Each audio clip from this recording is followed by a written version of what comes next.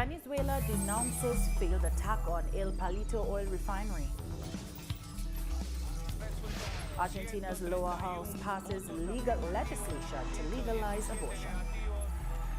The Supreme Court's decision And U.S. to Supreme Court rejects Trump's lawsuit to overturn Biden's election victory. To get legal issues before the court that had previously... Hello and welcome to teleSUR. I'm Doris Polo in Quito, Ecuador, and this is from the South. The Venezuelan government has denounced an attempt to attack the El Palito oil refinery in the coastal city of Puerto Cabello. According to the information offered by Oil Minister Tariq El Aissami on December 10th, 2 Venezuelan citizens were detained who were part of this terrorist plan, which had the objective of detonating explosives to destroy the refinery and its main pipeline. The entire plot was prepared in Colombia by deserters from the Venezuelan armed forces who enjoy the protection and complicity of Colombian President Iván Duque.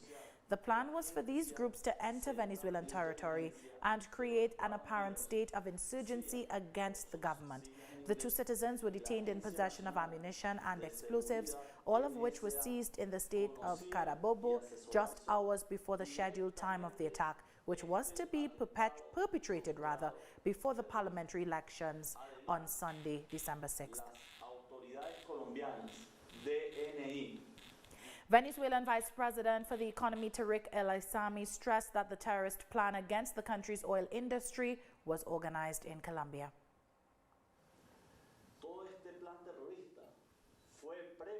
This entire terrorist plan was prepared in Colombia by deserters from the Bolivarian National Armed Forces, who enjoy the protection and support of the Colombian government of Iván Duque, who authorized, I repeat, who directly authorized this foiled terrorist attack.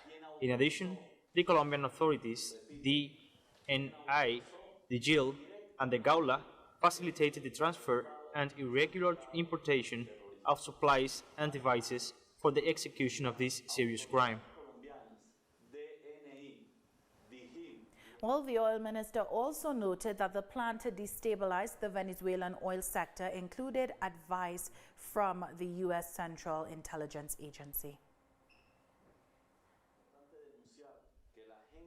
It is also important to denounce that the Central Intelligence Agency of the United States, the CIA, and the National Security Agency, NSA, knew about and advised all the terrorists involved in this attack. We also point out that as part of the strategy, these groups, which were trained and equipped in Colombia, would enter Venezuelan territory to carry out these serious acts and simulate that they were supposedly internal subversive cells opposed to the revolutionary Bolivarian government.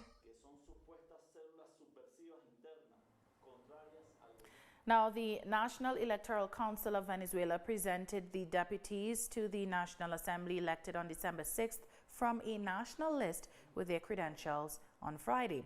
The act, which was carried out at the Strategic Operations Center of the Electoral Authority, was attended by the deputies of the Great Patriotic Poll Coalition, which obtained 37 of the 48 seats up for grabs on a national level, as well as the political organizations and parties of the opposition, which obtained the rest of the parliamentary seats. The council president, Indira Alfonso, assured that credentials will be presented to the rest of the new members of the National Assembly in the different states of the country where they were elected through closed lists and as individual candidates. We have proven once again the strength of our electoral system, but also the democratic vocation of a population that is not willing to settle its differences throughout other means than the vote, much less throughout interference, pressures, and coercive measures of internal or external factors. We, as Venezuelans, have determined our own destiny. We have completed an unprecedented electoral process with many challenges, holding it in record time and complying with each and every legal aspect and guarantee that our electoral system entails. Shifting gears now, Argentina's lower house of Congress has passed a bill to legalize abortion. During a special session, the bill legalizing abortion and protecting the rights of pregnant women received 131 votes in favor and 117 against. The debate was marked by the presence of thousands of people gathered outside Congress to express their support for the legislation. The bill was sent to Congress by the executive branch, and among other points, it establishes that women have the right to an abortion until the 14th week of pregnancy. The bill is expected to be debated in the Argentine Senate next week, where, if approved, it could become law before the end of the year. Well, pro-choice activists in Argentina celebrated on Friday after lawmakers approved the bill that could lead to the legalization of abortion, if passed by the Senate. From the National Campaign for the Right to Abortion, we have been fighting for this fundamental human right for 15 years, for which we feel a deep joy and emotion. We held a vigil for 21 hours outside Congress and in more than 40 places around the country, taking to the streets once again so that the lawmakers knew that they had to decide as the people had already decided. And of course, now we have to insist that the Senate immediately takes the same path and finally settles this historical debt that democracy has with us. We didn't agree with the inclusion in the bill of consensus objection clause, and in fact we believe that this only serves to block abortion in some places where this resource will be used. But hey, we're going to continue fighting with the activists to guarantee that in those places also have those who guarantee abortion rights. We have more stories coming up. Don't go away.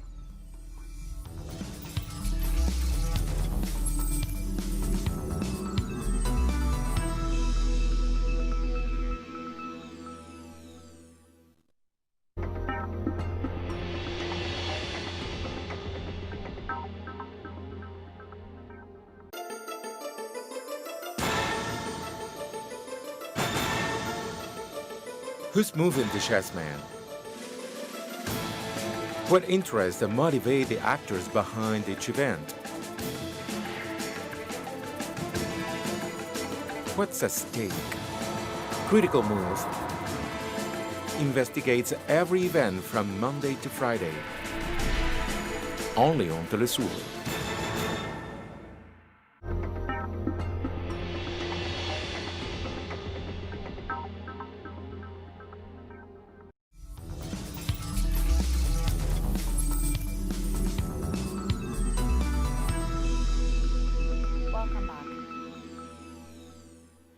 Peru's Congress has approved a resolution for constitutional reform that eliminates parliamentary immunity. The proposal modifies Article 93 of the Constitution, referring to parliamentary immunity, to give the Supreme Court the authority to charge Congress members during the exercise of their mandate. The motion was approved with 103 votes in favor, 14 against, and 3 abstentions, and must now be ratified in a subsequent session by at least 87 legislators in order to be definitively enacted. The president of the parliamentary committee that promoted the measure stressed that parliamentary immunity must be eliminated from the country's constitutional order. More than 4.9 million Chileans have requested a second early withdrawal of 10% from their private pension funds so far on the second day of the process, intended as a means to alleviate the economic crisis that has intensified due to the COVID-19 pandemic. This bill on the second withdrawal was approved by Congress on December 4th with the argument that the funds would help Chileans to better cope with the financial strains sparked by the coronavirus. On Thursday, pension fund administrators activated the electronic platforms for the withdrawal requests to be submitted. The average amount of money withdrawn in this second process has been about $1,900. The first early withdrawal of pension funds was enacted in July of this year, and to date, more than 9 million people have opted to make use of the funds. Guatemala saw another peaceful demonstration that finished at the presidential residence on Friday with demands for the resignations of President Alejandro Giammattei and his Vice President Guillermo Castillo. Members of at least 10 social movements, collectives, and university students held a march on Friday morning from the Attorney General's office, passing by Congress to the presidential residence, demanding the resignation of several officials. Protesters stressed that the Minister of the Interior and the Director of the National Civil Police should be removed from office due to their responsibility in the excessive use of force against protesters by police during mobilizations on November 21st. They also demanded the resignation of all Congress members and for next year's budget to prioritize children, youth, women, and indigenous peoples. In other news, Cuban President Miguel Diaz-Canel announced on Thursday that the island will end its dual currency system, gradually eliminating the convertible peso to leave just the Cuban peso as of January 1st. Wages will also increase fivefold as part of large-scale reform of salaries and pensions. The reform will see the convertible peso, which is pinned to the US dollar and was introduced in 1994 to replace the US currency, phased out over the next 6 months to leave just the regular peso. The idea is to make the Cuban economy more efficient. It comes at a time when the country is reeling from tighter sanctions imposed by the Trump administration and from the drop in tourism and remittances due to the coronavirus pandemic. The new measures, first announced in 2013 before being repeatedly delayed, come at a delicate time for the Cuban economy, which is expected to shrink by 8% this year. When there is only one currency, the state will know how it is going to sell the merchandise so that we poor people can live. Our country needs a change, and what better way to start than with the economy, which is a very important area, which can provide a more stable basis for new development and the new directions we want to take. It is a great gift for all Cubans that we can start from January the 1st, and that day has been chosen precisely to begin on January the 1st.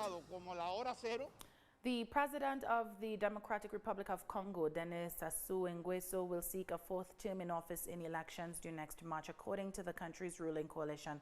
Pierre Moussa, acting chairman of the 17 parties in the coalition, states that every party in the presidential majority opted or will do so shortly for President Sassou Nguesso's candidacy. Sassou Nguesso, aged 77, has in total spent 36 years in power since he first became president in 1979. In 2015, the country staged a referendum on removing a 70-year age limit and a ban on presidents serving more than 2 terms, which paved the way for Sassou Nguesso to secure a third term in elections in March 2016. The main party in the governing majority, the Congolese Party of Labour, headed by Moussa, had already named the current president as its candidate in a congress held in the capital, Brazzaville, last December. Egyptian health officials announced the nation has received its first shipment of vaccines developed by the China National Pharmaceutical Group, Sinopharm, and will get more deliveries soon. The shipment arrived at Cairo Airport from the United Arab Emirates, which has been carrying out phase 3 clinical trials of the vaccine. The UAE Health Ministry said this week that Sinopharm-produced vaccine has 86% efficacy, citing interim analysis of the late-stage clinical trials. The vaccine has already been used on about 1 million people in China in an emergency program. Egypt's health authorities said the vaccine, taken in 2 doses, 21 days apart, will be free of charge, and the government will prioritize vaccinating medical staff and people with chronic diseases. The United Nations World Food Programme warned Friday that famine is looming in Yemen and stressed that the world needs to act now. Yemen remains one of the worst humanitarian crises that the world has ever seen. What is happening right now is that the window to prevent famine in the country is narrowing very fast. We are running out of time. The number of children that need treatment for acute malnutrition as I speak is about 2 million, with approximately 360,000 at risk of dying in case they don't get any treatment. You're talking of a population of about 30.5 million, yet 24.3 million are in need of humanitarian assistance of some kind. And approximately 16 million people cannot put food on their tables. This is a disaster. This is a ticking time bomb, and the world needs to act, and to act now. Such a tragic situation. We're taking one last break, but stay with us.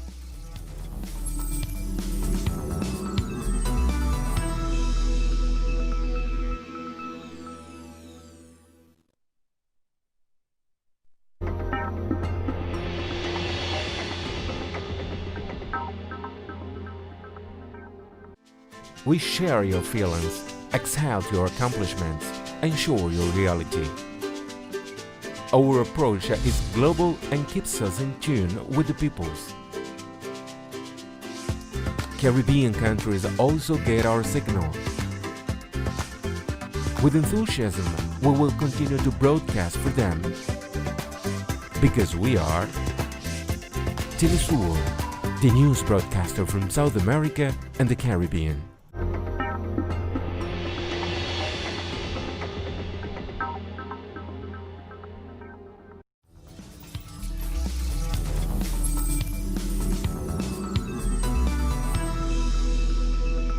Welcome back. On Friday, the U.S. Supreme Court rejected a lawsuit backed by President Donald Trump to overturn Joe Biden's election victory, ending a desperate attempt to get legal issues that state and federal judges had rejected before the nation's highest court. The Supreme Court's decision to reject Texas's lawsuit really ends a desperate attempt to get legal issues before the court that had previously been rejected by state and federal judges. And what the import of the decision is that it really ends any possibility, however remote, that Trump and his supporters could use the courts to overturn the will of the voters in this election. The Electoral College, which meets Monday, is now on track to vote and provide Biden with a electoral majority and his formal election as the next president. U.S. President-elect Joe Biden welcomed the news of U.S. experts recommending the granting of emergency approval for Pfizer-BioNTech's COVID-19 vaccine. The FDA committee recommended emergency use authorization for Pfizer's BioNTech COVID-19 vaccine. But we're grateful for the scientists at these, not only there, but other great organizations, researchers who developed this vaccine and several others on the way. And we're just as grateful to the scientists and the public experts who evaluated its safety and efficiency free from political influence. I want to make it clear to the public, you should have confidence in this. There is no political influence. These are first-rate scientists taking their time looking at all of the elements that need to be looked at. Scientific integrity led us to this point. A car struck several pedestrians taking part in a Black Lives Matter protest in New York City on Friday, according to police and media reports. A spokesman for the New York Police Department confirmed that the vehicle struck multiple people at 4:08 p.m. local time and that those injured had been taken to various hospitals, adding that it is not thought that any of the injuries are life-threatening. According to the spokesman, it was too early to tell whether it was intentional or a traffic accident, and the driver was in custody. The New York Police Department tweeted that updates would follow. Moving on, Cyprus announced on Wednesday it would close hospitality venues and shopping malls and ban church attendance over the Christmas holidays to curb a spike in coronavirus cases. The health minister announced the tighter restrictions following an emergency cabinet meeting. Rapid antigen tests throughout Cyprus have shown that the virus is spread across every part of the country. The new measures will be enforced from December 11th to 31st. Cyprus imposed a nationwide 8-hour nighttime curfew from 9 p.m. on November 30th, while hospitality venues were ordered to shut at 7 p.m. These measures were to expire on December 13th if the COVID-19 situation had improved, but the country registered a high of 419 daily cases on Tuesday and 5 deaths, making it the deadliest day on record. Cyprus had largely kept a lid on the pandemic by introducing an early lockdown in March that was gradually eased from early May. Health authorities blame the spike on Cypriots flouting hygiene rules, including mask wearing and social distancing. Irish Prime Minister Michael Martin has noted that Ireland is already preparing for a no-deal Brexit. Ireland, a member of the European Union, shares a border with the UK, and the two are major trading partners. British Prime Minister Boris Johnson and European Commission Chief Ursula von der Leyen had given their negotiations until Sunday before a decision is made on whether to keep talking or give up on reaching a deal. So we are preparing for a no-deal Brexit. The budget that we passed was based on the premise of a no-deal Brexit because we have to prepare for all scenarios. We obviously don't want the no-deal outcome, but we have to prepare for it. It remains to be seen. I mean, negotiations are still ongoing, and I think the implications are very serious for all concerned in the event of a no-deal. And I think all politicians in the United Kingdom and across Europe need to reflect on that. Austria's constitutional court has struck down a law introduced last year which banned the use of headscarves in primary schools, saying the measure was unconstitutional and discriminatory. The so-called headscarf ban at the elementary school is lifted as constitutional. With this regulation, the legislator is thus singling out a specific form of religiously and ideologically connoted clothing which is compatible in one way or another with other non-prohibited religiously or ideologically connoted clothing customs. On December 5th, the Russian capital became the first region in the country to begin large-scale vaccination with Sputnik V. Citizens belonging to prioritized groups are registered electronically, and the vaccination process is free of charge and offered at the corresponding vaccination point according to their residence. Our correspondent, Lisandra Andres, brings us more details in this report. This is one of the 70 polyclinics authorized in Moscow as a vaccination point against COVID-19. The personnel that provides the Sputnik V shot was previously trained to handle the drug in order to guarantee a successful process. When we carry out the vaccination, one of the main objectives is that even if the patient is infected with COVID-19, he can overcome it in a mild and uncomplicated way. We keep in touch with the vaccinated person, give them a brochure which should all the symptoms of side effects that the vaccine can cause appear, and if those symptoms extend beyond the indications. In this first stage, teachers, doctors and social workers will be vaccinated first, but it is planned to expand the group in the next few weeks as the availability of the drug increases. Since I am a medical center leader and work with many patients, we came to get vaccinated to protect myself, my colleagues and patients. I will get the first dose today and in 21 days the second injection, and they explained to me that in 42 days I will be immune. I came here voluntarily to get the COVID-19 vaccination. I already passed all the medical tests and I decided that it was better to get the vaccine before I got the disease. The vaccine is kept at temperatures below -27 degrees and each container has 5 doses, so it is necessary to wait until there are 5 people ready to receive it because once the Sputnik V is defrosted, it cannot be refrigerated again. Before the vaccination, my husband was examined and authorized to be vaccinated today, but it was not. I recently suffered from a slight lung disease and I was advised to be vaccinated within a week, so that my body will be better prepared for the vaccination and everything will be fine. The whole process takes about an hour. Upon arrival at the clinic, each patient must fill out a form, and once he or she receives the first Sputnik V dose, he or she is monitored for 30 minutes. The second dose is applied 21 days later. We have planned pre-vaccination and post-vaccination tests. We provide a brochure that explains all the side effects to the vaccinated person, and we do the procedure after its approval. The patients go to a place where they are examined by specialists who make the decision on whether the person can be vaccinated or not. And after receiving the vaccine, the patient must remain in the expert site to monitor any reaction to the vaccine. We would like to curb the spread of the disease because people's jobs have been affected, and also, of course, from their health point of view. As for the rumors that we are forced to come here to be vaccinated, this is not true.